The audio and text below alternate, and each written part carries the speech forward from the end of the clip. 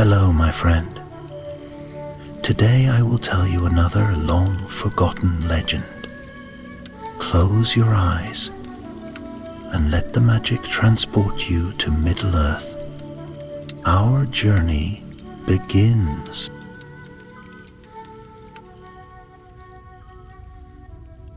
The wind howled over the high moors of Eriador, brushing through heather and stone like the breath of some unseen giant. It was a gray day, the sky swathed in thick, rolling clouds, and the sun showed only as a faint glow behind the mist. Along an old and forgotten path, a figure in a wide-brimmed hat and long gray cloak strode with measured purpose. His beard was silver as starlight, and his staff struck the earth with a sound like the ticking of an ancient clock. Gandalf the Grey had walked many such roads, but this path was one he had not tread in over 100 years. He had come north, beyond Bree, beyond even the wild hills where the last of the rangers still kept silent watch. A raven, black as coal, circled once overhead, then vanished into the fog. Gandalf glanced skyward. "You've seen it too, haven't you?" he murmured to the wind. Not 2 days past, a rider had brought him tidings from the north. A strange tale whispered by hunters and wanderers of a glimmering light beneath the ice. A shape that walked with no shadow, and voices that spoke of things long forgotten. The rumors alone would not have stirred him to act. But there was one word that had given him pause. Mirror. Not just any mirror, but a relic lost since the fall of the northern kingdoms. A thing of Númenórean craft and perilous power. The Mirror of Time, they called it, though none alive had seen it. Some claimed it could show the past in perfect clarity, others whispered it revealed the future, and some, those with darker dreams, believed it could bend time itself. If such a thing still existed, it could not fall into evil hands. By twilight, Gandalf reached the weathered ruins of an old watchtower, half swallowed by ivy and age. There he found a small fire, and beside it, a young man sharpening a blade. He rose at once as Gandalf approached, hand resting near his hilt. "Peace, Calin," said Gandalf with a faint smile. "You need not reach for steel every time the wind changes." The young man relaxed and grinned, brushing a lock of dark hair from his brow. "Forgive me, Mithrandir. You have a habit of arriving when least expected. I find it helps with surprises." Calin of the Dúnedain was scarcely 25 winters, but his eyes were sharp and his step sure. He had traveled with Gandalf before, during a skirmish with trolls near the Weather Hills, and had shown both courage and cunning. Now he was to be the wizard's guide through the north, for Calin knew the lands of Faradwaith better than most, and he had family ties to the ancient places that lay buried beneath snow and silence. They shared a meal of smoked fish and dried berries, and when the moon rose pale and full, Gandalf spoke of the mirror. "It was crafted in the days of Elendil," he said, watching the flames flicker. "A gift from the elves of Valinor to the kings of men. Not merely a looking glass, but a vessel of vision. One could peer through it and see not only the hour that is, but the hour that was, and even that which might yet be." Calin frowned. "Sounds like folly. Men are not meant to know such things." Gandalf nodded. "And yet they try. Always they seek to master what should remain beyond reach." "Do you more now?" Calin asked. "Why do you think it's stirring?" Gandalf's gaze drifted beyond the firelight. "Because the world is changing, Calin. Shadows stir in places we once thought safe.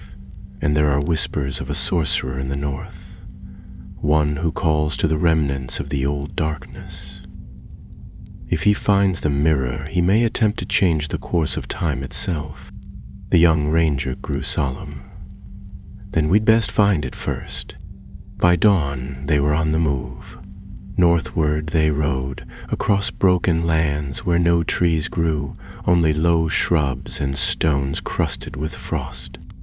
The days grew colder and the nights longer, until the stars themselves seemed dimmed by the icy breath of the north.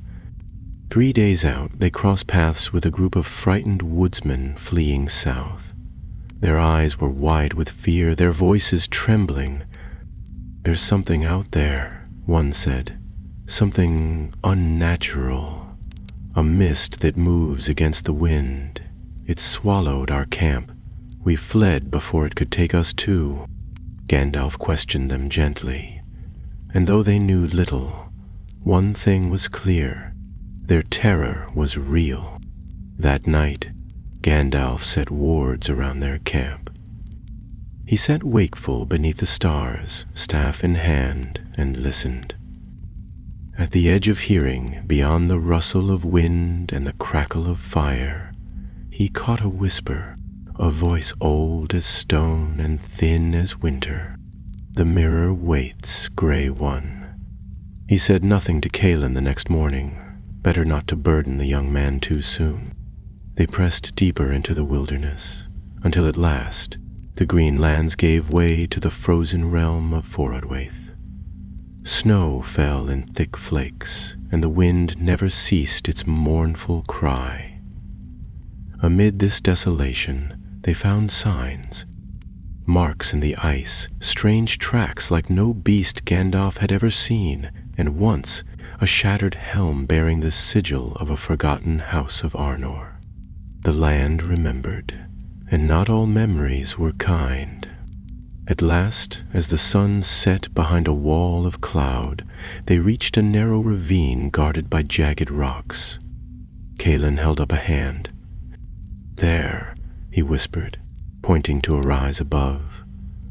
A tall shape stood against the snow, cloaked and still as a statue. Gandalf's eyes narrowed. The figure did not move. Not even when the wind tugged at its cloak. "I sense no life," he said, "but nor is it dead."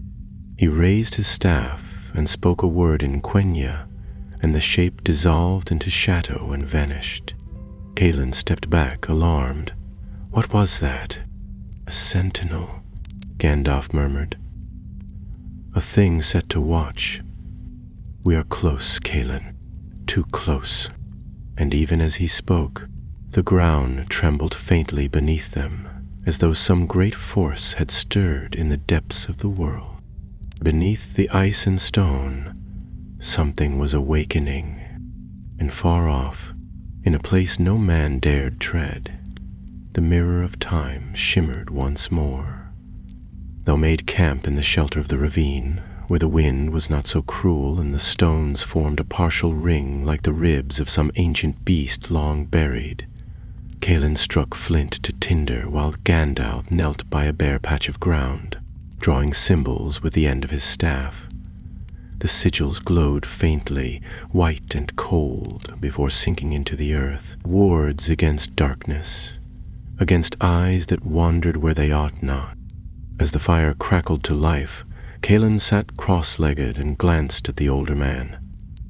"That figure on the ridge," he said, "it didn't attack us. It just stood there." Gandalf poked at the fire, frowning. "There are powers in the north that prefer watching to striking, but that does not make them less dangerous. Eyes can speak, and ears can carry messages far. But who would send such a thing?" For a moment, Gandalf did not answer. Then he said, "There were 2 other wizards sent into Middlegith long before you were born. Blue-robed and strange, they went into the east and vanished from all knowledge. I believed them lost, but now whispers return. One of them may be here." Caelin's eyes widened. "Another wizard?" Gandalf nodded grimly. "But not of the West anymore. He has changed. I do not know his name now, but he was once called Morinitar, Darkness Waker. If he is the one moving here in the north, then he may seek the mirror not to see, but to command. The firelight danced in Caelin's eyes, and though he did not fully understand, he felt the heaviness of Gandalf's words settle over them both like a blanket of snow. In the morning, they followed the ravine northward, picking their way over ice-slick stone and frozen stream beds. The sun shone low and pale, casting long shadows that seemed to lean toward them as they walked. Once they came upon the carcass of a white stag, its eyes wide with terror and its body untouched by blade or claw. Frost had crept over its fur like veins of silver, and its hooves were twisted as though it had fled something not of this world. Gandalf knelt beside it and touched the ground. The frost was not natural. There was a cold in the earth here that whispered of magic gone awry. He said nothing, but they moved with greater caution afterward. By the third day, they reached the edge of what once had been the outpost of Tarmendor, an ancient Númenórean bastion lost after the fall of Arnor. Little remained now but stone pillars, broken and half-buried, and great slabs of fallen wall scattered across the valley like bones of a giant. Snow lay thick over everything, but beneath it, old power lingered, still humming faintly in the air.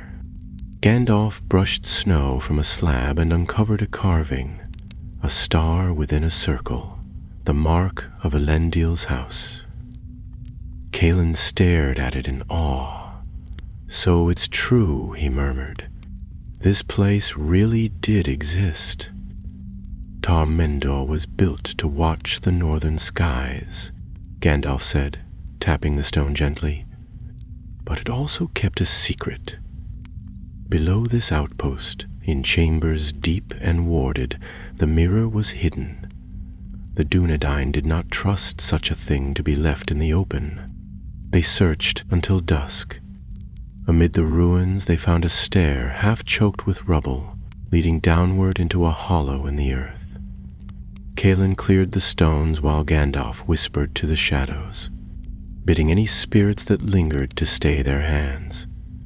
When they descended, the air grew bitter and close, and their torches flickered despite the stillness. Beneath the ruins they found a hall, its ceiling cracked and its walls scrawled with ancient writing. In its center stood a pedestal of black stone, smooth and polished, but the mirror was not there, only dust. Gandalf's brow furrowed and he moved his hand over the pedestal. "It was here. I can feel it, but it's gone." Caelin looked around uneasily. "Could someone have taken it?" "Perhaps," Gandalf muttered, "or perhaps it moved itself." They explored the lower chambers, which branched like roots into the earth, but found only broken things, shattered armor, rusted blades, a book whose pages crumbled at the touch. In one chamber, Caelin uncovered a fresco half preserved beneath a sheet of frost. It depicted a tall man holding a circular mirror aloft, light pouring from it, as shadowy figures fled from its gaze. "What does it mean?" Caelin asked. Gandalf studied it. It was once used as a beacon against darkness, not a weapon, but a light that revealed all lies. A cruel thing, in some ways. The fire from their torches reflected dimly in the painted mirror's surface, and Caelin shivered as though someone had walked over his grave. That night, as they camped in the ruins above, a sound woke them. It was a whisper, low, scraping across the stones like wind through hollow bone. Gandalf rose first, staff in hand, and Caelin followed, blade drawn. They crept toward the shattered gate of the outpost and peered out. Figures moved in the snow. Dark and hunched, they moved with a purpose that chilled the heart. Orcs, many of them, marching in silence, beneath the banner of no known master. But behind them a taller shape strode, cloaked in rags the color of old ash, and from his staff hung a length of black chain, each link etched with strange sigils that glowed faint blue in the dark. His face was hidden, but even from a distance Gandalf felt the pulse of magic. Deep, old, and wrong. Morenchetar, he whispered. The wizard had returned. The company of orcs passed through the ruins without turning, their trail vanishing into the white wastes. But Gandalf knew where they were going. The mirror is no longer here, he said. He has it, or he seeks it still, and we must follow. Kaelin nodded. Then we'd best not wait. They gathered their things quickly, left the ruins before dawn, and followed the trail through the snow. The footprints were deep, leading ever northward, toward mountains crowned with ice and sky. Behind them the wind rose again, but it carried no scent of storm, only the whisper of something watching. The cold grew sharper with every passing hour, the kind that crept through boots and cloaks and turned breath into misted clouds. The trail left by Morenhetar's company wove across a barren expanse of snow and broken stone, climbing steadily toward the mountains that loomed like silent sentinels on the horizon. Kaelin pressed on without complaint, though his cheeks were raw from wind and his fingers numb. Gandalf, ever steady, used his staff not only to walk, but to ward away the worst of the cold, murmuring old words beneath his breath as they climbed higher. They traveled in silence, alert for any sign of ambush or trickery. Several times Kaelin thought he glimpsed movement along the ridges, shadows that slinked behind rocks or vanished when stared at too long. Gandalf noticed them too, but said only, "We are not the only ones who hunt." On the second day of the climb, they reached the edge of a deep rift cleft into the mountainside. A narrow stone bridge, barely wider than a cart, spanned the chasm. On the far side stood a tall archway carved from black rock and half covered in frost. Symbols of ancient Númenórean design adorned its edges, though time and weather had worn many away. Gandalf approached slowly, his staff held high, and when he stepped upon the bridge, a pulse of light passed through the Kaelin halted at once, hand on his sword. "Is a gate," Gandalf said, "one that guards what lies beyond, and it recognizes my kind." "You mean wizards?" "No," he said, casting a glance back at the young ranger. "It recognizes those who once served the Valar, those who still carry light within them."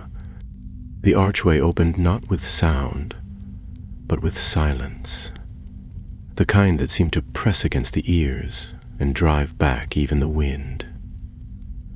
Beyond it lay a valley unlike anything Callan had expected. Here the snow did not fall and no stars shone above. Instead, a pale white light drifted from unseen heights, casting the entire place in an eerie glow. Ice coated every surface, trees, rocks, and ancient ruins rising like teeth from the frozen earth. In the center stood a great basin of crystal, wide as a fountain, carved in the likeness of water frozen in motion. Its surface gleamed, and at its heart shimmered something that was not ice. The mirror. Gandalf breathed. It hovered above the basin, no more than a disk of silver, no thicker than a leaf. Yet its edges shimmered as if rippling with unseen waves. Callan stepped forward, but Gandalf caught his arm. "Do not look into it," he warned. "Not yet." Around the basin, 6 statues stood, each shaped like a cloaked figure, their faces hidden beneath hoods. Time spirits, guardians bound to the mirror, or so legend said. They did not move, yet Kaelin felt their eyes. He shifted uncomfortably and kept his gaze lowered. As they drew near, the light above shifted, and suddenly a low hum filled the air. The mirror trembled slightly, casting strange reflections across the ice. Gandalf narrowed his eyes. It is active. Someone has awakened it. A gust of wind rose, sudden and biting. Snow burst upward in a spiral, and from it stepped a figure wrapped in a heavy mantle of gray and blue, his face concealed by a veil of ice-frosted cloth. In one hand he held a curved staff shaped like twisted wood, in the other a crystal orb that pulsed with sickly green light. "Gandalf," said a voice, calm and smooth, yet hollow as wind through a tomb. "You are late." Gandalf stepped before Calin, his own staff rising. "So it is true, you have returned." The figure lowered his hood, revealing a face marked by deep lines and strange tattoos. His eyes were pale, almost white, but burned with knowledge and cunning. "The East was educational," he said with a small smile. "They called me sage and master, and in time I believed it.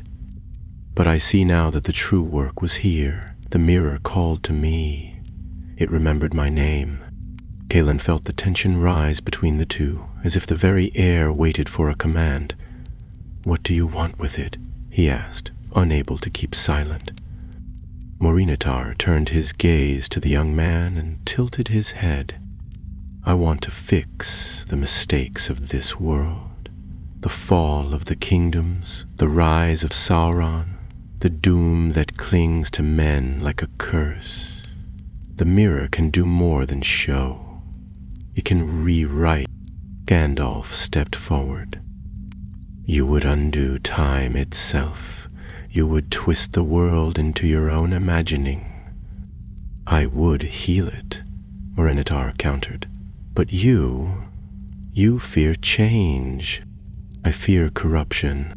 The mirror pulsed brighter, its surface now a whirl of moving images, flashes of fire and water, battle and peace, faces both known and unknown.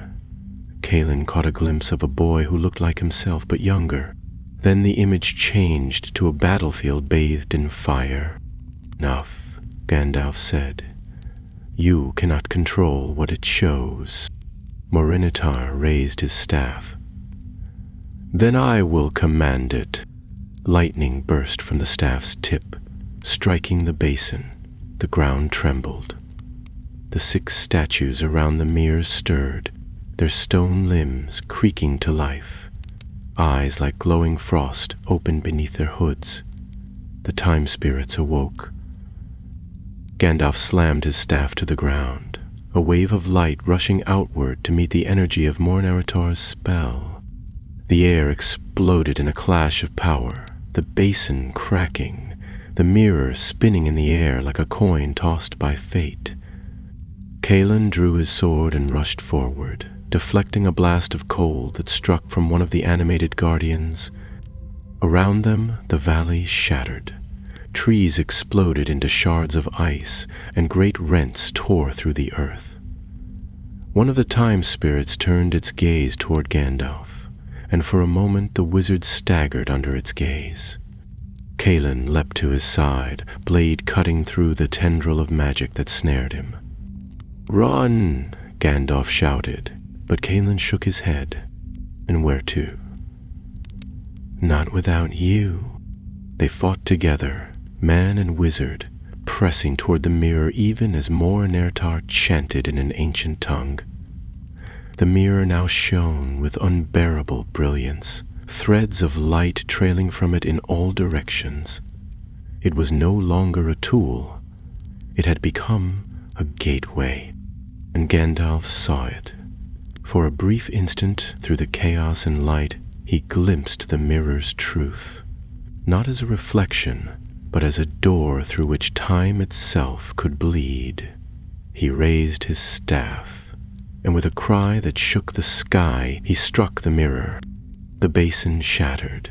The mirror broke into a dozen pieces, each one flashing once before vanishing like stars at dawn. The light died, the spirits stilled. Silence fell. Morinatar collapsed to his knees, his staff broken, his orb dark. "You fool," he whispered. "You've doomed us all." "No," Gandalf said, breathing hard. "I've preserved what must be. Time is not ours to command."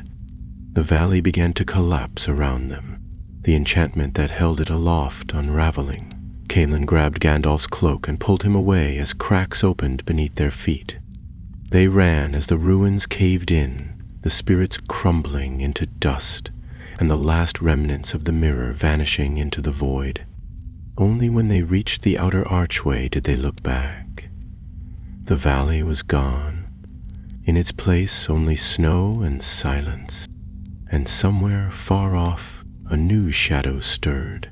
The sun was setting when they reached the ridge beyond the valley, casting long bands of gold and amber across the icy slopes.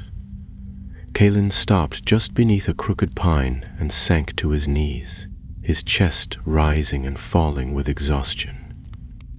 Gandalf stood beside him, silent, his eyes fixed on the mountains behind them. The wind, which had howled so fiercely in the hours before, now whispered, as if the land itself were catching its breath. Neither spoke for a long while. At last Kaelin broke the silence. "Did we win?" Gandalf didn't answer immediately. He moved to a flat stone nearby and lowered himself onto it with a weariness that had little to do with his years. He rested his staff across his knees and looked up at the sky, where the first stars had begun to appear. "We did what was necessary," he said at last. "The mirror is no more. Its power is broken and the danger averted. That is victory enough." Kaelin frowned, but Moriniartar escaped. "Yes," Gandalf murmured, his voice tinged with regret, "and he will not forget what happened, nor will he forgive it." There was a pause as Kaelin stared at the pale horizon, his thoughts still clouded by the images he had glimpsed in the mirror. The younger self, the battlefield, the sense of possibility slipping through his fingers like snow. He turned back to Gandalf, hesitant. "I saw something in the mirror. I think it showed me what could have been. My family, alive, my father smiling." Gandalf met his gaze, and the sadness in his eyes deepened. "The mirror tempts with dreams. It shows what one desires, not always what is. Sometimes it does not lie. Sometimes it twists truth. But in all things it binds the heart. That is why such artifacts must be kept from the world. But what if what I saw was real?" Kaelin's voice was barely above a whisper. "What if there was a way to change it?" The old wizard sighed, reaching into the folds of his cloak and drawing out a small silver pipe. He lit it with a quiet word and drew a long puff before speaking. "There may come a time when you can change much through action and courage, but not by sorcery, not by meddling in the bones of time. The past is a heavy stone, Kaelin. Carry it too long, and it will break you." Night fell swiftly. They made camp beneath the stars, wrapping themselves in thick cloaks and sleeping close to the embers of their fire. Gandalf took first watch, pacing a slow circle around the camp, with his staff aglow at the tip. The air was bitter but clear, and for a while he listened to the silence as though waiting for it to speak. Then he heard it. A soft rustle in the snow not far off. He turned at once, staff raised, and saw a creature darting between the rocks. It was not an orc or a beast of the wild, but something smaller. When he called to it, it froze, then stepped into the open with its hands raised. It was a girl, no more than 12, wrapped in a patchwork of furs and rags. Her eyes were bright and wary, her face pinched with cold but defiant. She looked not at Gandalf, but at the fire. "Please," she said. "I followed the trail, I saw the light, I didn't know where else to go." Callan stirred at the voice and sat up groggily, but Gandalf was already moving to meet her. He lowered his staff and knelt beside her, offering his hand. "What is your name, child?" "Litha," she said, hesitating only briefly. "My clan was taken by shadow walkers. I ran, but I've been alone since the snows began. I saw what happened in the valley.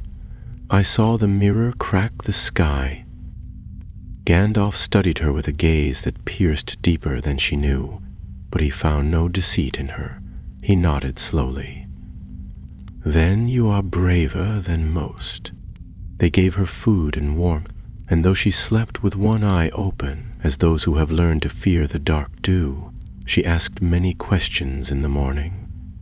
She was quick to learn, and clever in ways that reminded Callan of his younger sister, long lost to raids in the south. When she asked who they were, Gandalf merely said, "Travelers," and let it rest. But as they walked westward, following a different path away from the now destroyed valley, Gandalf began to notice signs that disturbed him. The cold no longer felt entirely natural. Trees stood too still. Shadows moved without a source. It was as if something had been broken in the very fabric of the land. One evening, as they crossed a narrow ridge between two frozen lakes, Litha pointed to the sky. Gandalf and Callan both looked up and saw a strange sight. One star, brighter than the others, pulsing red against the heavens. It was not a star Gandalf recognized. "That," he murmured, "is something new." Callan stepped closer. "Do you think it's connected to the mirror?" "I don't know," Gandalf admitted, "but its timing is no accident." They kept moving, now with greater haste. In the ruins of an old watchtower they stopped for shelter, and there Gandalf uncovered a fragment of cloth caught on a nail. Blue, marked with the sigil of a broken flame. It was a sign that chilled him. "A Reniger's mark," he said. "He is gathering power. That was not the last we've seen of him." Callan looked at Litha, who now sat cleaning a small dagger they had given her. "What do we do now?" Gandalf rose slowly and tapped the staff to the stone floor, the sound echoing through the cold air like a bell toll. "We move south. This tale is not yet done. There are those who must be warned, and others who must prepare. If Mor-Enitar seeks to reshape the world, he will not stop with the mirror. He will find other ways, darker ones. And so the three of them, an old wizard, a young ranger, and a girl from the frozen wilds, turned their steps toward the Southlands. The journey ahead would be long, and the road uncertain, but Gandalf knew in his heart that the shadow had only begun to stir. What had happened in the north was only the first breath of a greater storm. The road southward led them through a land of silence and long-forgotten memory. They traveled by hidden paths and narrow ridges, where the snow melted only for brief hours each day, and the sun hung low and pale above the world. Trees gave way to stone, stone gave way to frost-bitten hills, and always the wind came behind them, whispering of things not quite gone. Gandalf walked with purpose, but often paused, listening to the air or running his fingers along the bark of a gnarled tree, as though the land itself might reveal its secrets. Litha, though small and half-starved, proved surprisingly nimble and unafraid. She kept close to Callan, asking him endless questions about the sword he carried, the lands they passed, and the wizard who spoke to wind and fire without fear.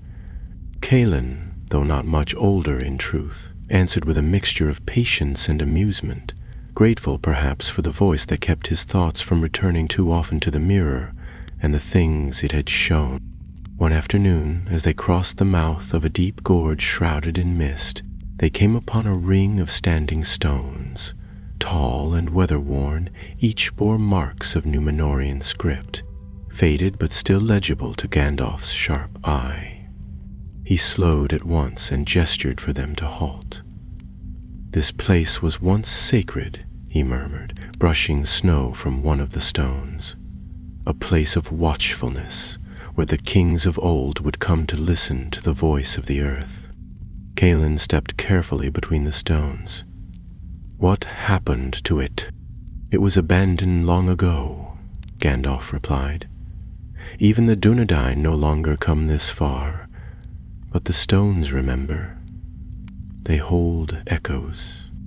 Litha stood in the center, her eyes closed, brow furrowed. "It feels cold, but not the same as the snow, like something watching from deep below." Gandalf gave her a long, thoughtful look. "You have the gift," he said. "The earth speaks, though few can still hear it." They left offerings at the foot of the stones. Small things: a pine cone, a sliver of iron, a braid of hair, and moved on before night could fall. That evening, as they camped beneath a ledge overhanging a frozen stream, Gandalf sat long by the fire, his pipe forgotten, gaze fixed on the stars above. When Calin joined him, the old wizard spoke without turning his head. "The mirror is destroyed, but its memory lingers. Things that were asleep have begun to stir.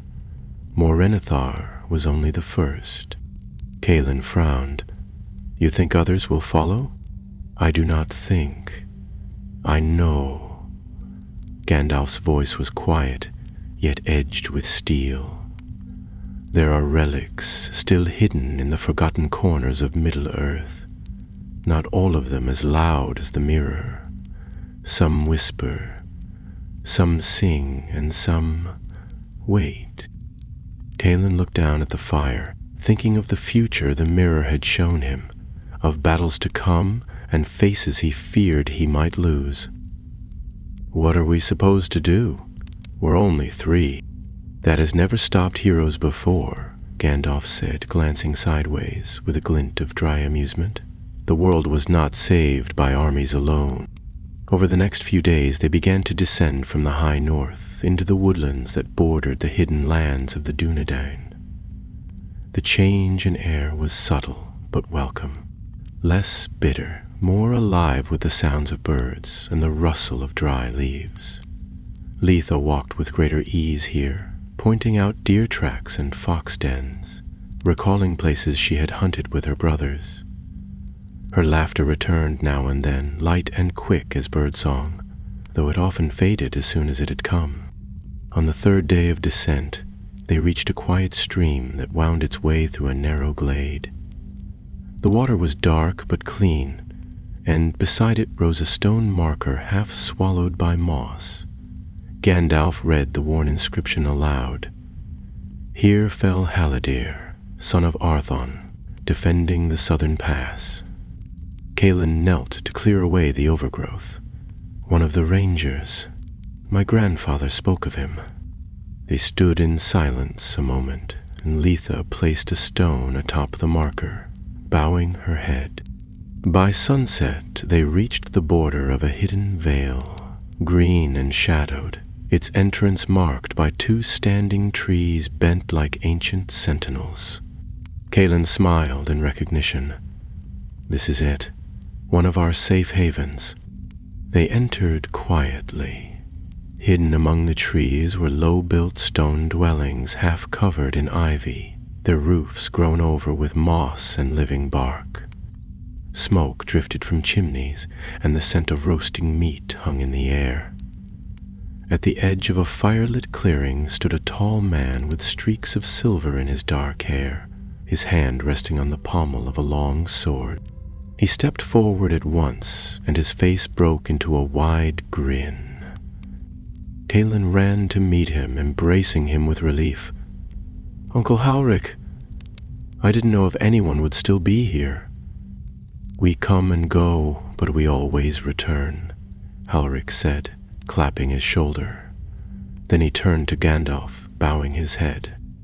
"Mithrandir, you honor us." "I bring troubling news," Gandalf replied, "and one who may yet play a part in what's to come." He gestured to Litha, who stepped forward shyly. Halric gave her a kind look and nodded. "Then she is welcome among us." They were given food and a place to rest, and for the first time in many days slept without fear. Yet Gandalf remained awake, speaking in low tones with Halric by the fire, recounting all that had passed. The mirror, Mor-Rinitar, the battle in the valley. Callan, half asleep nearby, caught only fragments of the conversation, but heard enough to know that the danger had not ended. If anything, it had grown more subtle. By morning, a council was held. Rangers gathered from the glade and beyond, rough-coked and sharp-eyed, bearing news of strange things. Disappearances in the west, lights on the moors, and travelers who spoke of time repeating itself. "The mirror may be broken," Gandalf told them, "but its power has been scattered. Threads of it remain, drawn to those who seek to control what they cannot understand. Mor-Rinitar is wounded, but he will rise again, and others may join him." The rangers listened in silence, grim-faced and thoughtful. One among them asked, "Then what must we do?" "We prepare," Gandalf said. "We watch, and when the time comes, we act swiftly." Halric nodded. "You will have our blades." The decision made, Gandalf turned once more to Callan and Litha. "But we cannot stay here. Our road leads south to the Heartlands. There are others who must be warned. Elrond in Rivendell, perhaps even Galadriel in Lothlorien. If Mor-Rinitar means to gather power, he may seek allies among darker things." Callan nodded at once, already strapping his gear to his belt. "Then let's not waste time." But Litha looked uncertain. "Do you truly want me to come?" Gandalf smiled gently. "Only if you choose it. But you saw the mirror, child, and not many walk away from such a vision unchanged." She glanced at the woods around her, the warmth and safety of the ranger's haven, then back to the staff in Gandalf's hand and the steel in Callan's eyes. After a moment, she nodded. "Then I'll come." And so the road opened once again, winding southward beneath the rising sun, where new trials awaited and deeper shadows stirred in lands long thought safe. They departed from the ranger's haven with the first morning light, the trees behind them bathed in gold and the air rich with the scent of dew. Gandalf led the way along old hunting trails and forgotten roads, many of which had once belonged to the northern realms before they crumbled into shadow and story. Callan walked at his side, quiet and watchful, while Litha, now wrapped in a new cloak and carrying a small bow across her back, followed closely behind. She had chosen the road freely, but the change in her eyes spoke volumes. Gone was the wild orphan of the snows, and in her place stood a girl who had seen too much too soon. They moved swiftly, for Gandalf's mind was heavy with urgency. His dreams had grown restless since the breaking of the mirror, filled with flickering visions of fire beneath the mountains, and voices that spoke not in words but in echoes of what might yet come. He knew the world had shifted, ever so slightly, and in such moments the smallest things could tip the scales of fate. After 5 days of steady travel, the woods began to thin and the land sloped gently downward into a wide valley. Here the trees were older, their trunks thick with moss and bark gnarled like twisted rope. The sun filtered through in slanted beams, and though the air was still, the silence felt deeper than before. "This place gives me the shivers," Letha muttered, drawing closer to Calin. "It should," Gandalf replied. "We're near the borders of Rudar. Once a stronghold of the northern kings, now little more than haunted hills. There are things here that resent the living." They pressed on with caution, passing stone markers etched with faded symbols and crossing bridges that creaked beneath their weight. One evening, they came upon the ruins of a watchtower perched atop a lonely hill. Gandalf halted before the broken steps and studied the place in silence. Calin followed his gaze, noting the scorch marks on the stones and the bones half buried beneath the roots of a wind-bent tree. "Orcs?" he asked. "Long ago," Gandalf answered. "This tower was burned during the final wars of the North, but it still remembers what it once was. We'll rest here tonight. It offers a better vantage than the forest." They set up camp in the lee of the ruins, the broken walls shielding them from the wind. As night fell, Gandalf paced the perimeter, muttering charms into the stones. Calin kept watch at the edge of the hill, while Letha sat cross-legged near the fire, fletching arrows with feathers she'd gathered along the road. "Do you think he's watching us?" she asked suddenly, not looking up. "Morin Oster?" Calin glanced down at her, frowning. "I don't know, but I'd be surprised if he wasn't." Letha nodded once, then returned to her work. The night passed without incident, though Gandalf remained awake long after the others had drifted into sleep. He sat beneath the stars, puffing slowly on his pipe, and watched the southern horizon, where a faint red glow sometimes pulsed like a heartbeat beneath the hills. He did not mention it come morning. The road took them further south, and the land began to change. Streams ran faster here, and the trees grew straighter, their leaves silver-green beneath the midday sun. Birds returned to the branches, and small creatures darted through the underbrush. Even the air tasted different, cleaner, fresher, as though the land itself had begun to hope again. "We're nearing the edges of Rivendell," Gandalf said, his voice lightening slightly. "If fortune holds, we'll be within its borders before nightfall." That evening, they reached a narrow pass where two hills met, and the trees opened into a clearing filled with the music of rushing water. A tall figure stood beneath a birch tree, cloaked in green and gray, with hair that gleamed like river silver in the fading light. He raised a hand in greeting and stepped forward with the graceful bearing of one not born to the race of men. "Elrond sends his welcome, Mithrandir," said the elf with a slight bow. "You are expected." "And well met, Erestor," Gandalf replied, smiling. "It has been too long." They followed the elf down winding paths lit by lanterns hung from tree limbs, the scent of lavender and pine filling the air. As they came into view of Rivendell's high terraces and white arches, Letha gasped softly. She had never seen such beauty. Stone carved like lace, waterfalls tumbling in crystal ribbons, and light that danced as if alive.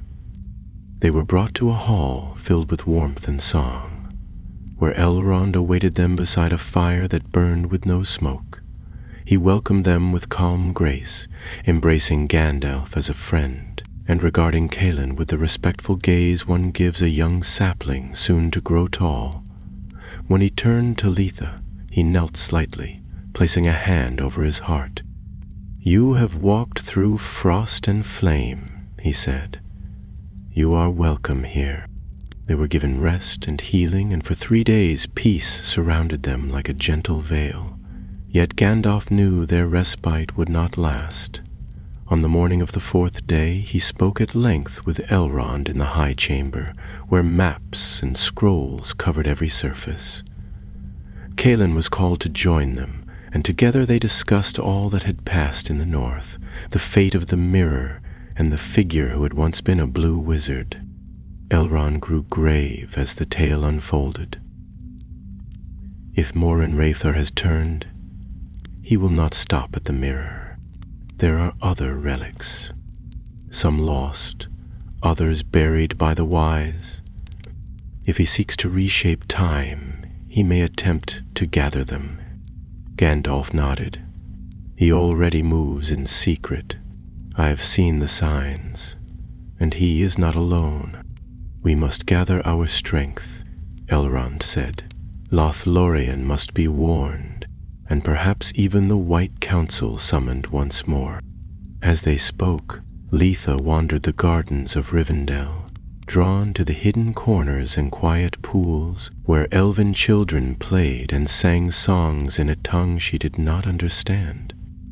One such child, a girl with hair like spun gold, sat beside her on a mossy stone and asked, "Did you look into it? The thing the Grey Wizard speaks of?" Letha hesitated, then nodded. "It showed me my brothers. One of them had a spear of silver and said I'd be a chieftain one day. But I knew it wasn't real."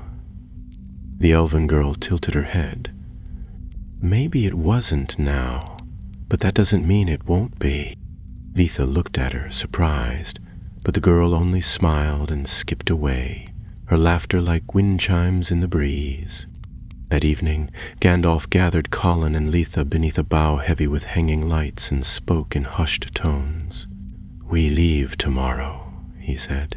"Elrond will send word to the others, but we must move ahead. There is a village in the southern hills, Lindavar. Strange things have been seen there.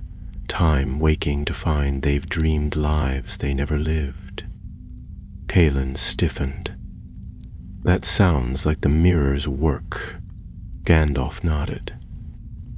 "Or the echo of it, and if that echo grows stronger, others may try to wield it." Letha leaned forward. "Then we stop them." For a moment, Gandalf studied her, and in his weathered face flickered something like pride. "Yes," he said, "that is the plan." And in the quiet of Rivendell, beneath stars older than any tale, the road once again turned south, toward lands where even time itself could no longer be trusted. They left Rivendell at dawn when the air was still damp with mist, and the world seemed to hold its breath. Elrond stood at the edge of the courtyard as they departed, his eyes following them until they vanished beneath the silver trees. He had spoken little at their parting, offering only a quiet blessing in the ancient tongue and a long look that said far more than words ever could. Gandalf led the way once more, his staff tapping softly against the earth, while Callan rode just behind on a gray stallion lent by the elves. Letha followed, mounted on a smaller chestnut mare, who seemed as curious about the road ahead as she was. They traveled southwest, following the banks of the river Bruinen as it wound down through wooded glens and across narrow fords. The days were fair and bright and the nights calm, but even amidst the beauty of the journey, Gandalf grew more somber. He paused often, listening to the wind or tracing the bark of old trees with his fingers. He muttered to himself when he thought no one was listening, though Letha caught more than he realized, phrases about fractures in the weave and threads drawn too tight. Whatever had happened with the mirror, it had not ended with its destruction. By the fourth day they reached the rolling hills of southern Eriador, where fields of long grass swayed like sea waves, and ancient stone markers dotted the landscape. These were lands once held by the kings of Arthedain, now abandoned and quiet, though the wind still carried the songs of forgotten battles. In one village they passed, little more than a cluster of moss-covered stones and half-buried doorways. Kaelin dismounted to run his fingers along a faded carving of a stag. "My mother used to tell me stories about this place," he said quietly. "Said it was cursed."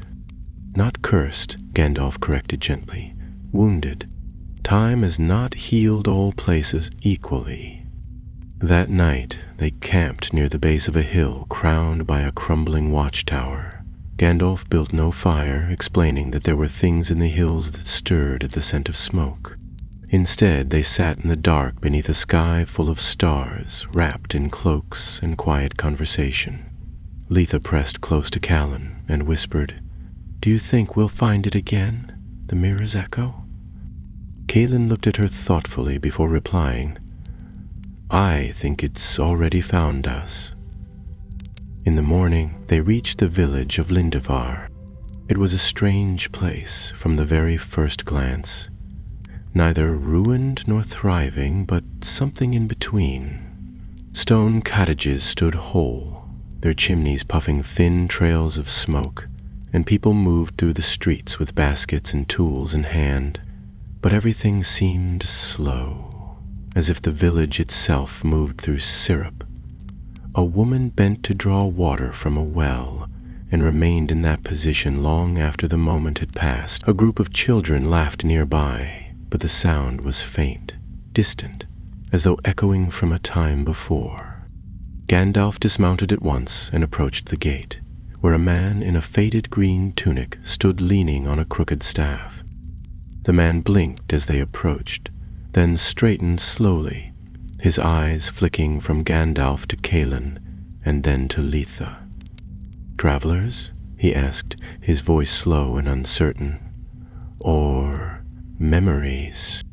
"Travelers," Gandalf said, "though I fear your village may be caught in something far worse than a dream." The man nodded slowly. "Aye. Things have been strange here. People forgetting days, waking up to find their hands full of things they've never owned. Old songs being sung by children who've never been taught." He led them through the village, and the strangeness only deepened.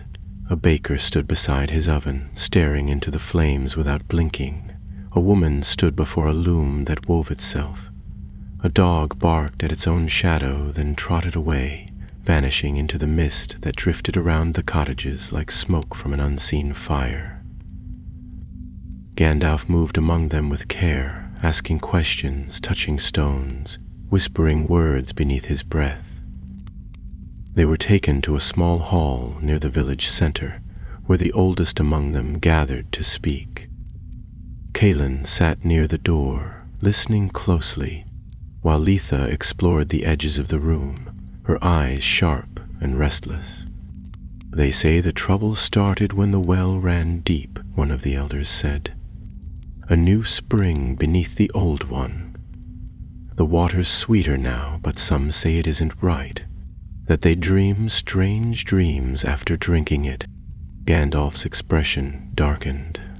"Where does this spring lead?" "No one knows," said another, "but it was found just after the red star appeared in the sky." Callan stood at that, crossing the room in a few quick strides. "We saw that star," he said, "north of here. It wasn't there before." Gandalf rose. "Then I think we must see this spring for ourselves."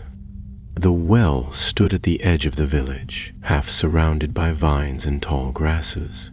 It looked ordinary enough, round, made of gray stone, its rim worn smooth by years of use, but the air around it felt charged, like the stillness before a summer storm.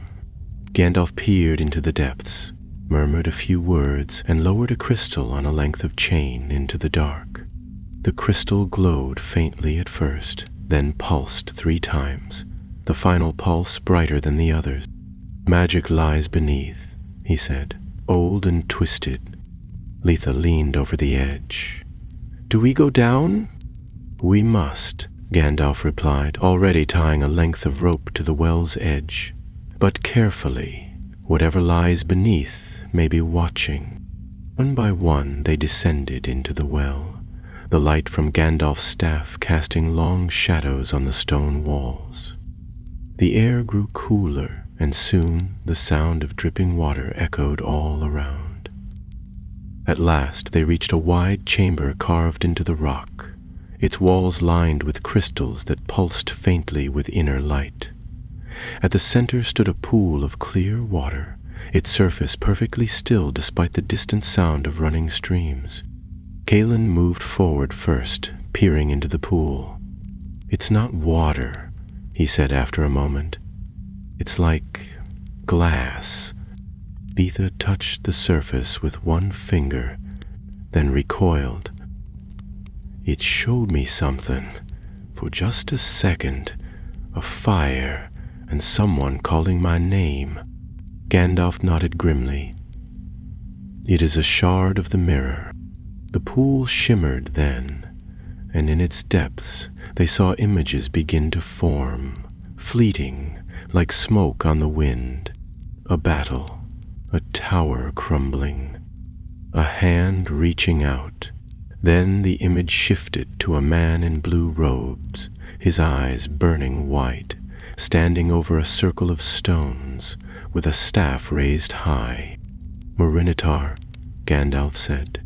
"He left pieces of the mirror behind, anchors, fractures in the world." As the image faded, the chamber trembled. The crystals along the wall pulsed brighter, and a low hum filled the air, like the sound of 1,000 voices murmuring beneath the earth. "Hell knows we're here," Kalen said, drawing his sword. "Then we must break the connection," Gandalf replied. "This pool is a wound, and it must be closed before it spread." He stepped forward, raised his staff high, and spoke a single word of power. Light burst from the tip of Gandalf's staff with a deep, ringing sound, like a bell tolling beneath the earth. The cavern flared with sudden brilliance, every crystal flaring white, and the pool of still water shivered as though caught in a sudden wind. The shimmer across its surface fractured, rippling outward in jagged lines, like ice breaking on a frozen lake. Letha stumbled backward and shielded her face, while Kalen remained at Gandalf's side, blade raised, though there was nothing yet to strike. The reflections within the pool convulsed. The image of Morn Rector wavered, then turned as if sensing their presence. His mouth moved without sound, but Gandalf stiffened at the sight, eyes narrowing. He did not speak the words aloud, but he understood them all the same. "These are not visions," Gandalf murmured, lowering his staff slightly. "He is watching." "Through the pool?" Kalen asked, glancing at the now flickering surface. "Through every piece of what remains. He has bound his mind to them, scattered his presence like threads in a loom. He knows what we see, perhaps even where we stand." Letha's voice was tight with worry. "Then destroy it, quickly." Gandalf nodded once, then turned back to the pool and raised his staff again. This time the light gathered more slowly, but with greater strength, a golden white glow that seemed to draw in the shadows themselves. He spoke not in Westron, but in a language older than men or elves, a tongue shaped from the very bones of the world. The sound of it filled the chamber like thunder rolling through mountains, shaking the ground and cracking the crystals along the walls. The water surged upward, losing its mirrored sheen and boiling with sudden fury. Then, with a shuddering cry, it imploded inward, vanishing into the rock with a deafening roar. The chamber went dark for a moment, the light of Gandalf's staff flickering before returning, steadier now. The pool was gone. In its place lay only dry stone, still steaming faintly, and a silence so complete it rang in their ears. Kalen was the first to speak. "Is it over?" Gandalf exhaled slowly, shoulders sagging with weariness.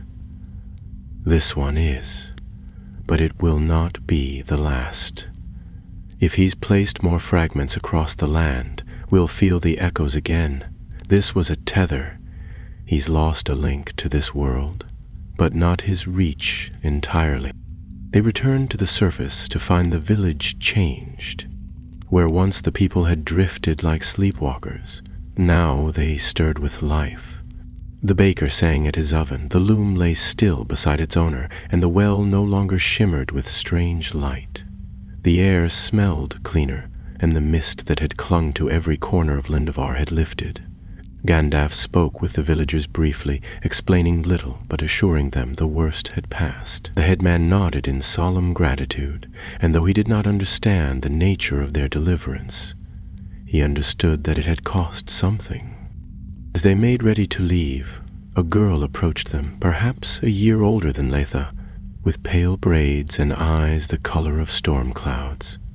She held out a pendant shaped like a leaf, strung on a simple leather cord. "My mother wore this when she was young," the girl said, pressing it into Letha's hand. "She said it kept her safe in the woods." "I want you to have it."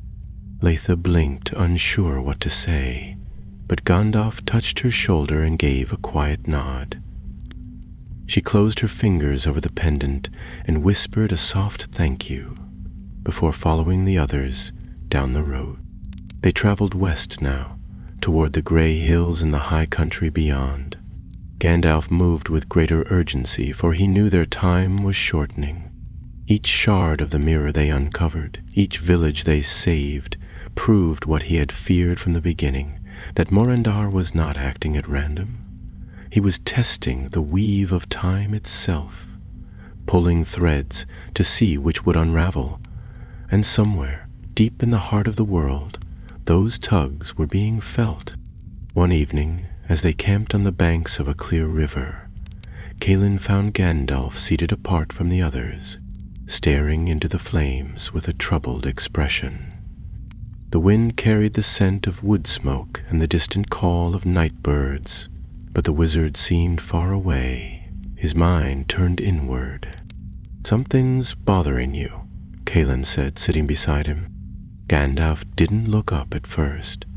Then he spoke, his voice low. "He's changing the nature of the mirror's remnants. At first they were only reflections, windows to the past and possible futures, but now they are more.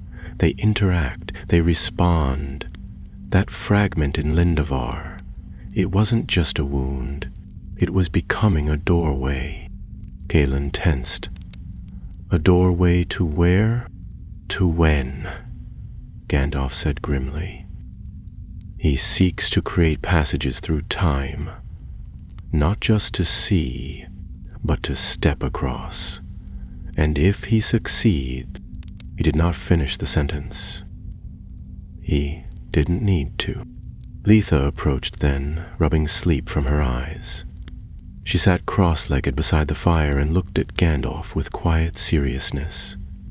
"How do you stop someone from stepping through time?" Gandalf studied her in the firelight, and for the first time the lines of his face seemed very deep. "By sealing the path behind him," he said, "and finding the one place he must go, the heart of his design. There lies the final mirror, not a fragment, but the source." Calin frowned. "But you said the mirror was destroyed." "To destroy the vessel, yes," Gandalf replied. "But its magic, its essence, was cast wide like sparks from a fire, and fires can be rekindled." They set off again the next morning, this time not to search for signs of danger, but to hunt its origin.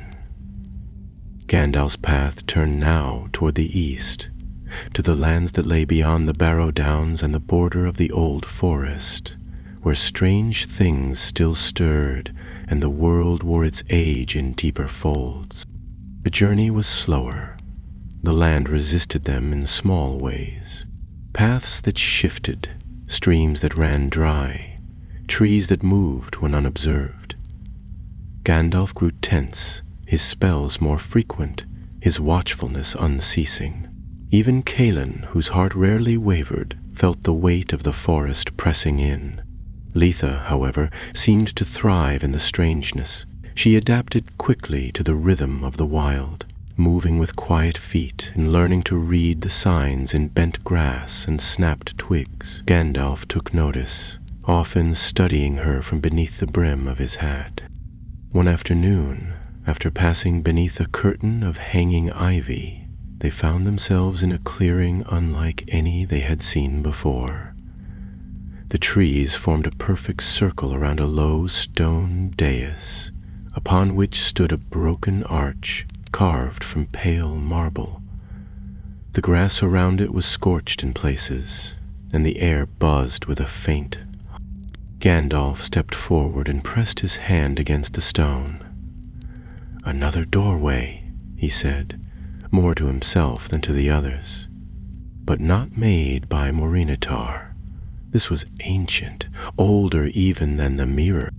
Litha approached it with wide eyes. "It feels waiting." Gandalf looked at her sharply. "You can sense that?" She hesitated, then nodded.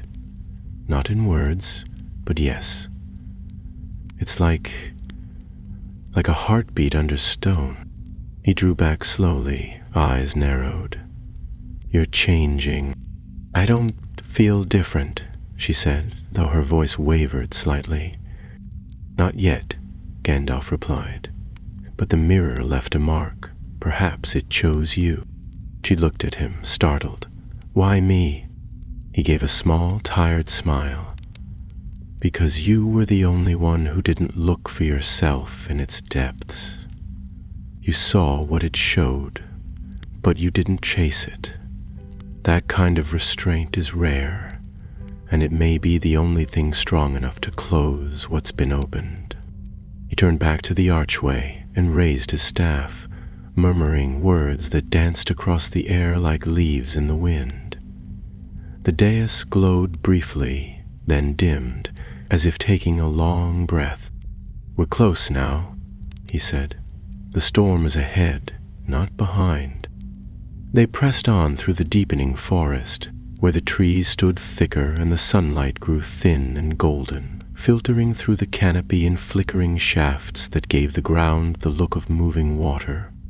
The path narrowed until it was little more than a ribbon of earth winding between roots and hollows, and even Gandalf's staff cast little light against the shadows that crept between the trunks. The air was damp and still, heavy with the scent of moss and old bark. It was a quiet not of peace, but of waiting. Each day they traveled, brought signs that they were drawing nearer to something great and hidden. The birds had fallen silent. The streams no longer babbled, but trickled as though unwilling to break the hush. Once, they passed through a clearing where a single stone stood in the center, perfectly round, and carved with runes none of them could read. Gandalf did not pause long there, but he touched the stone with the end of his staff, and whispered something under his breath, and for a moment the runes glowed faintly red before fading again. Litha asked him what it had meant, but he only shook his head and said they must move quickly now, for the land itself was becoming thin, as if another world waited just beneath. On the fourth day, the trees opened at last into a wide vale, circled on all sides by steep hills. The grass here was silver white, and at the far end of the valley stood a tower of black stone, tall and narrow, with no window or door that could be seen from where they stood. It rose like a needle from the earth, casting no shadow despite the lowering sun. The sight of it sent a chill down Litha's spine, though the air was not cold. Gandalf said quietly, "The final shard." Calen stepped forward, his eyes fixed on the tower. "So this is where he's gone. Is drawn all the remaining fragments here," Gandalf said. "Gathered them to forge something new. Not a mirror to see or even to travel, but to rewrite. If he succeeds, he won't need to look into the past. He'll change it." Litha's mouth had gone dry.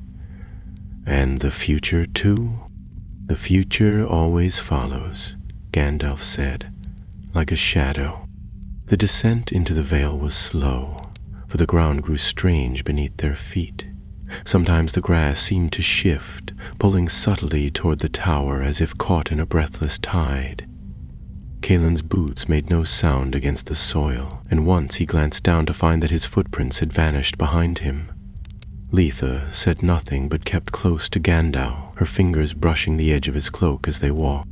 The base of the tower was ringed by stones, arranged in a perfect circle, each one marked with the same strange runes as the stone in the forest. In the center of the circle stood a single figure. He was tall and lean, draped in robes of midnight blue, embroidered with stars that moved faintly when the fabric shifted. His face was gaunt but handsome, with high cheekbones and deep-set eyes that glowed like pale moons. He looked neither young nor old, but ageless, as if time had forgotten him. His staff was black and twisted like burned wood, and atop it burned a flame of cold silver. "Gandalf the Grey," said Mornratar, his voice calm and unhurried. "At last you come." Gandalf did not raise his staff. He simply stood at the edge of the circle and looked the other wizard in the eyes. "I should have come sooner." Mornratar smiled faintly. "But then I might have been denied the beauty of this creation. The mirror was flawed. It showed things, yes, but never changed them. It offered knowledge, not choice. But I have built something greater, not a window, a pen. With it I will rewrite what was broken." Caelan stepped forward, one hand on the hilt of his sword. "And make yourself the author of the world?" "Someone must," Mornratar said, his gaze never shifting. "You see what the world has become, Gandalf. Ruin, division, men scattered and feuding, elves fading, dwarves buried in their halls. Darkness waits always for its chance. But I can stop it. I can undo every flaw." Gandalf's voice was quiet. "At what cost? Only the chains of history," Mornratar said. "The mistakes of the past burned away." Litha felt a strange pull toward the tower. Her fingers tingled, her breath catching in her throat. She took a step forward before she even realized it. Gandalf caught her wrist. "No," he said gently but firmly. "That's what it wants." Mornratar turned to her then, and for the first time his expression softened. "Child of frost and flame, you felt it, didn't you? The mirror chose you as it once chose me. You heard its voice, not as sound, but as knowing. I can teach you to listen more clearly. You do not need to follow him. You can come with me." Litha stared at him, heart pounding. For one fleeting second she saw herself walking beside him, the world unfolding beneath her feet, every sorrow undone, every wrong put right. She saw her brothers alive again, her village safe, her childhood returned to her untouched. It was not a vision. It was a promise. But then she looked back at Gandalf and saw not promise, but truth. Weariness in his eyes, pain in the lines of his face, but also wisdom and love, and the strength of someone who had chosen the harder road, not because it was easy, but because it was right. She shook her head. "No," she said softly. "What's done is done. I won't trade one world for another just because it hurts." Mornratar's expression turned cold. "Then you choose ruin." "No," Gandalf said. "She chooses hope." The ground trembled. The tower flared with silver fire. The stones around its base pulsed as one, and the runes began to glow. From the earth rose tendrils of light and shadow twisted together, coiling like serpents toward the sky. Caelan drew his sword with a cry, and Litha knocked an arrow and stepped back. Gandalf raised his staff. "Now," he said, we end it." The tower pulsed with rising power, its black stones laced now with veins of white light that crawled like lightning through its surface. The runes on the standing stones spun and shifted, no longer fixed, forming shapes that bent the eye and twisted the mind. The earth groaned beneath their feet, and the very air grew thick, as though some great force was drawing breath. Gandalf stepped forward first, his cloak snapping in the wind that had begun to howl across the vale. He planted his staff with a sharp strike into the ground, sending a pulse of golden light rippling outward. The tendrils of shadow that had begun to reach toward them recoiled, hissing as if burned. Morinitar narrowed his eyes. "You think you can stop me with tricks and sparks?" he said. "I have gone beyond the bounds of your order. I have seen what lies at the edge of time, and I no longer fear it. I shape it." "You shape nothing," Gandalf replied. "You twist, you mar, but you are no maker." Morinitar raised his staff, and the flame atop it surged with silver fire. The runes around the circle flared, and from them rose figures of shadow and light, forms that shifted too quickly to see clearly. Some shaped like men, others like beasts, all moving with impossible grace and malice. Calen stepped in front of Letha and struck the first down with a single blow of his sword, but two more rose in its place. The battlefield had been drawn. Gandalf moved among them like a storm, his staff blazing as he cast down spell after spell. The ground cracked and roared beneath his feet, but he did not falter. Calen fought at his side, sword flashing, cutting through the shadows with precision and speed. Letha loosed arrow after arrow, each one glowing faintly as it struck true, though her quiver was small and dwindling fast. The tower shuddered, and above it the sky had begun to spiral, clouds drawn into a whirlpool that turned against the wind. The center of it glowing faintly red, Morinitar stood within the circle of stones, untouched by the chaos around him.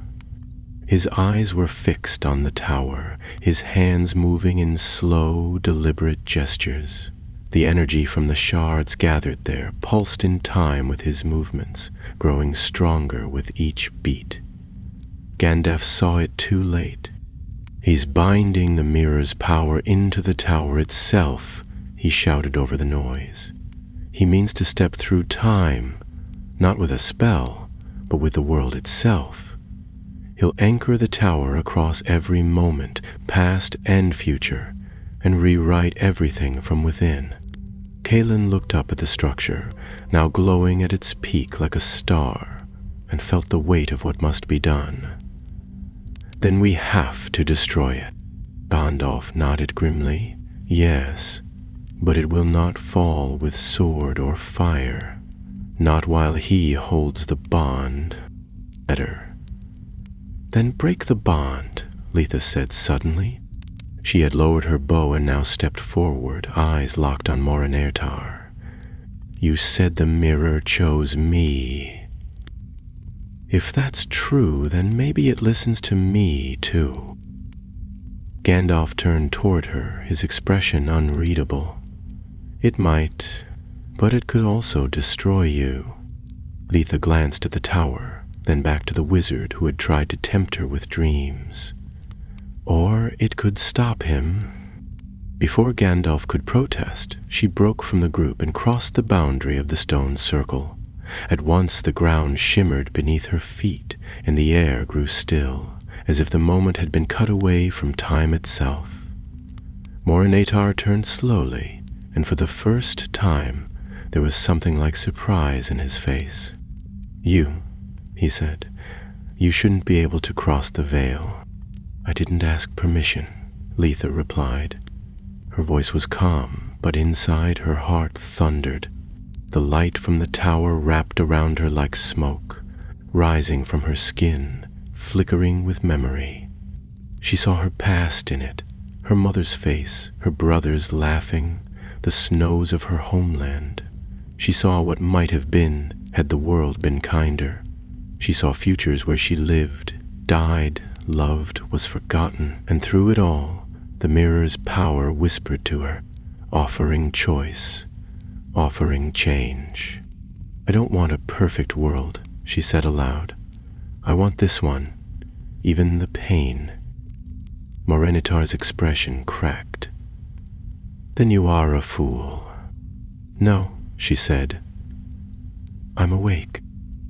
She raised the leaf-shaped pendant the girl in Lindovar had given her. It shimmered in the light, not bright, but steady. She clutched it in both hands and pressed it to the earth within the circle. For a heartbeat, nothing happened. Then the circle flared white, and the runes stopped spinning. The bond snapped. Morinitas staggered back with a cry. The tower's glow flickered. The sky above them tore open in a sudden crack, and the spiral above unraveled like a coiled serpent.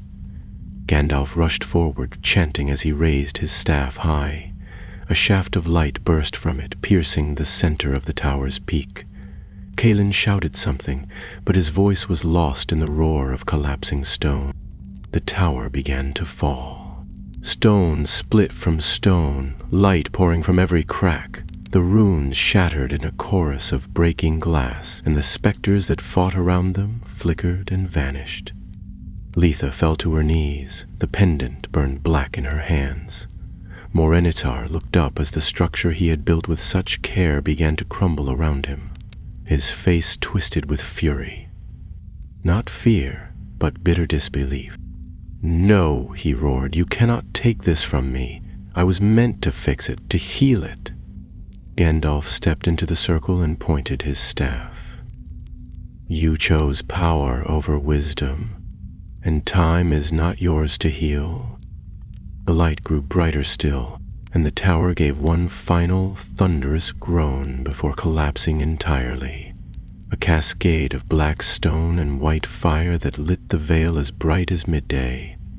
Dust and magic rolled across the valley like a wave, washing over the stones, the trees, the three figures who stood or knelt amid the wreckage, and then silence.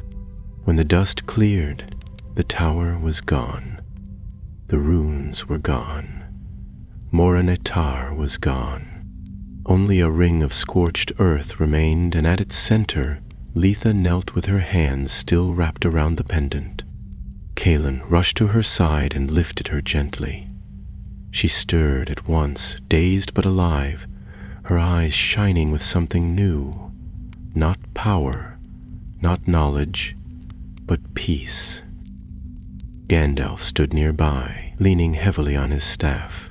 He looked upon the ruins with quiet sorrow, but also relief. The storm had passed. "The mirror is truly broken now," he said. "Its echoes silenced, and the threads it pulled left to mend." Kaelin looked down at Litha. "What happens next?" Gandalf's eyes turned toward the distant hills, where the sun had just begun to rise, casting golden light across the battered vale. He smiled faintly. "Now," he said, "we begin again." They did not linger in the valley. Though the tower had fallen and Morenitar's spell was broken, Gandalf insisted they leave before the sun climbed too high. The land itself was still unsettled. Birds would not sing, and the trees stood stiff and silent, as though waiting for something that had not come. The air was thick with the scent of scorched stone and burnt magic, and even the wind that stirred through the grass felt strange, as though it carried echoes from a world that no longer existed. They traveled in silence for much of that first day, each lost in thought. Litha rode with her head bowed, the blackened pendant still clutched in her hand. She had not spoken much since the fall of the tower, and though her eyes were clear and alert, there was a shadow behind them, something deeper than weariness. Kaelin walked beside her, saying little but keeping close. He had seen enough battles to recognize the look of someone who had walked through fire and was still feeling the heat. As for Gandalf, he moved as though bearing some invisible burden. His steps were heavy, and there were new lines on his face, sharp and weary, though his voice remained calm whenever he spoke. That night, they camped by a small stream at the edge of a wooded glade, where the trees were younger and the stars shone bright through their leaves.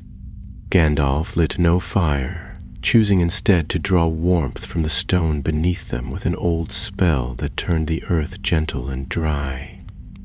Letha curled up beneath her cloak, her back to the others, while Calen sat beside Gandalf, sharpening his blade more out of habit than need. "She's changed," Calen said after a long pause. Vivian Gandalf replied.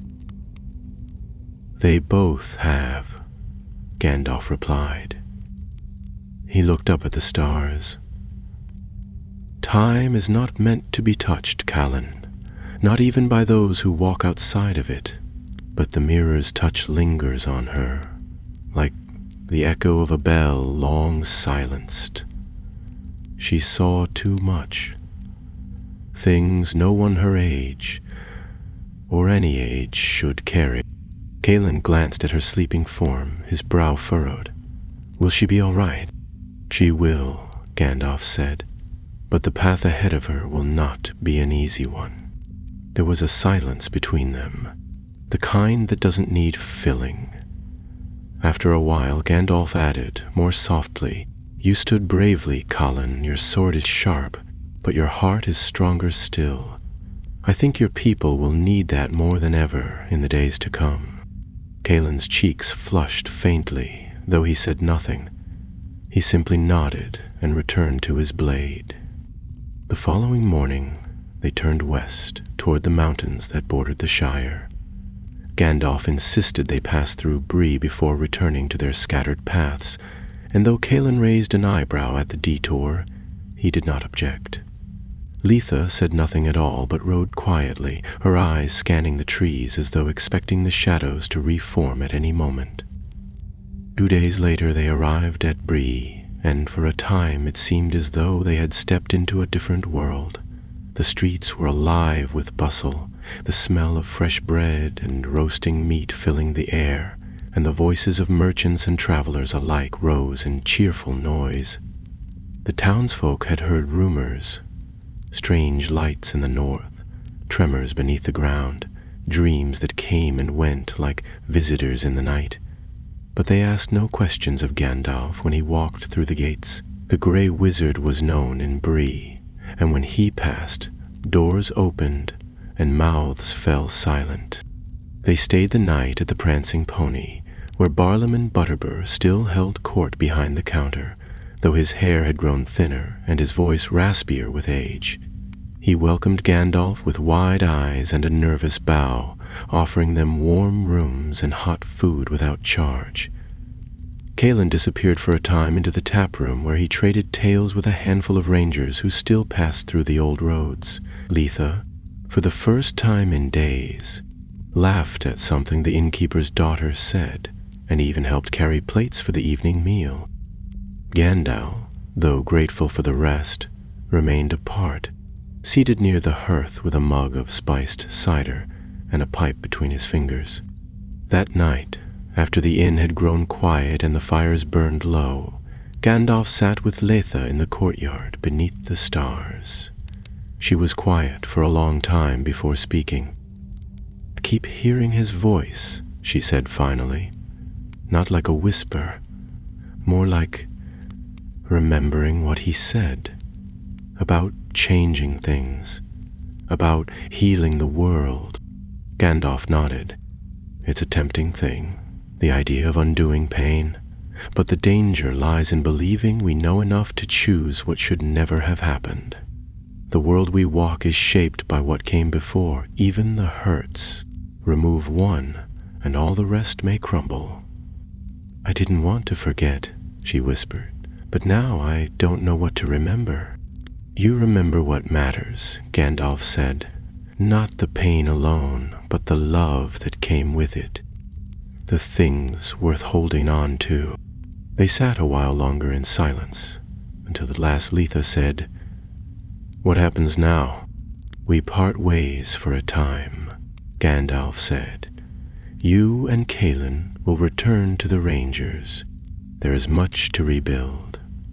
And I must go east. There are old roads yet to walk, and old friends to warn.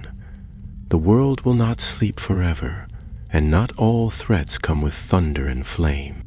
Mathai's gaze dropped. "And if he comes back, then we will meet him again," Gandalf replied, "and we will be ready." Morning came bright and fair, with clouds drifting high and white across a blue sky. They packed their belongings and readied their horses. Calin stood at the stable door, adjusting his saddle with practiced ease, while Letha lingered near the edge of the road, her hands in her pockets and her thoughts elsewhere. Gandalf approached them both and placed a hand on each of their shoulders.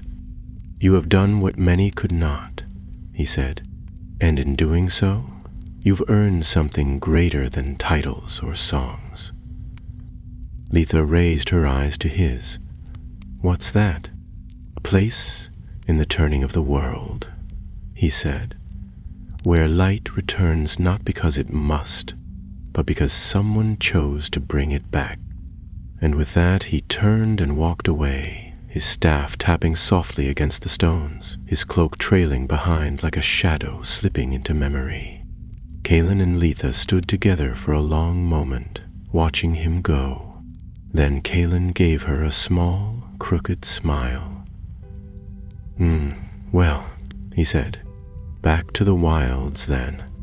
Letha smiled too, not brightly, but with something steadier. "Yes," she said, "but this time we're not just walking in them." They mounted their horses and turned north once more, the road winding ahead through fields and forests, the sky wide above. Behind them, the storm had passed. Before them, the world waited. The road was soft beneath their horses' hooves, worn smooth by generations of travelers, though few in these days strayed so far beyond the comforts of their homes. Calin and Letha rode side by side beneath a sky of shifting gray, the scent of wet earth and heather on the wind. Somewhere to the east, a spring storm had broken, its distant rumble echoing like a memory through the hills. The wild had begun to return to itself. Trees grew bolder, pushing out from the edges of the path, and green shoots poked through the frost-hardened soil. There were signs of wildlife again. Squirrels darting among the branches, birds building their nests in the crooks of ancient oaks, and even once a fox that paused to watch them pass, amber eyes calm and unafraid. They spoke little as they traveled, but it was no longer the silence of uncertainty. Calin kept watch with a ranger's ease, his gaze moving steadily across the land while Letha let her thoughts drift like the clouds above. Sometimes she looked down at the pendant she wore now on a length of twine around her neck, the charred edge smoothed over by time, the silver veins in the stone now dull and quiet. She didn't need it to remember. Everything the mirror had shown her was still there, but softer now, less like a wound and more like a scar. Part of her, but no longer all of her. By the 5th day they came to the northern hills, where old stones marked the borders of the ranger lands and watchfires once burned high above the valleys. Calin stopped at one such ridge and pointed to the east, where a stream curled around a cluster of ash trees. "That's where my family kept our summer camp," he said. "Long gone now, but sometimes I think I still hear the fire crackle there." Letha dismounted and followed him to the crest, brushing a hand across the mossy stone. The place was quiet, but not empty. She could feel it, like a heartbeat underfoot. Something remained, memory perhaps, or simply the strength of the land itself. They reached the ranger's settlement at dusk. It was not large, no more than a dozen stone houses half buried in the hills, with smoke curling from chimneys and voices rising in soft conversation. But there was warmth here and welcome. Children ran laughing between the buildings, old men sharpened tools in the fading light, and women hung blankets out to dry on lines that danced in the breeze. Halric, Callan's uncle, stood waiting at the gate with arms folded and a smile hidden beneath his beard. He embraced Callan tightly, then turned to Letha and offered a quiet nod. "You've brought back more than you left with," he said. Letha wasn't sure what to say to that, so she simply returned the nod and followed Callan through the gates. They were given a house at the far edge of the settlement, near the trees. It was small but sturdy, with a hearth that burned well and a roof that didn't leak. Letha found herself unpacking what few things she carried into a space of her own, hanging her cloak by the door, placing her bow beside the frame of the bed, and tucking the pendant into a wooden box she had carved herself. It felt strange at first to sleep without worry, to wake without fear, but slowly the rhythm returned. Days spent helping with patrols, learning the ways of the woods from Callan and the others, and evenings filled with stories, laughter, and meals cooked over open fires. Time passed. The storms of the north faded into memory. The mirror's name was not spoken often, but its shadow still lingered in certain dreams, in the flicker of firelight, in the hush that fell when old songs were sung. Yet it did not dominate. The world moved on. One evening, months later, a rider came through the pass with a letter bound in white ribbon.